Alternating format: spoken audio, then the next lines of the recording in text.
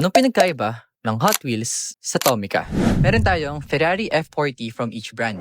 Siguro, unahin na natin yung sa price. Hot Wheels retails from 129 to 149 pesos, depende kung saan mo binili. Si Tomica naman, it ranges from 360 to 600 pesos. Yung price itong Hot Wheels is almost double ng sa Tomica. The packaging, magkaiba yung packaging nila. Tomica comes in this box and Hot Wheels comes in this card. Para sa akin, very simple lang yung art sa box ng Tomica. Kaya, mas gusto ko yung art sa card ng Hot Wheels. Punta naman tayo sa details sa mga kotse. Unahin na natin sa Hot Wheels. It's a very nice casting. Meron ding logo ng Ferrari dyan. And then sa gilid din. Although it's not a Hot Wheels Premium. Pag Hot Wheels Premium kasi, mas maganda yung details and naka-rubber tire siya. Ito, hindi. Punta naman tayo sa Tomica. When it comes to details, Tomica is more superior. The line dito sa gilid, sa likod makikita nyo, painted yung taillights niya. And sa harap, makikita nyo rin yung logo. And even if this is a Tomica Premium, not like in Hot Wheels, hindi siya naka-rubber tires. Pero alam nyo ba, kaya favorite ko tong kotse na to because it has a moving part.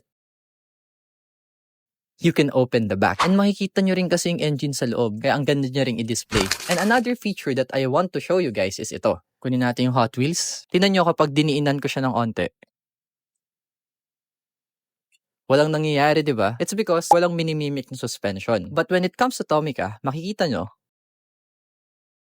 pag pinupush down ko siya, may suspension. Lahat ng kotse ni Tomica may suspension. Not like in Hot Wheels, solid lang siya. Mapa-premium man or hindi. So kayo ba? Sa tingin nyo, anong mas maganda? Tomica or Hot Wheels?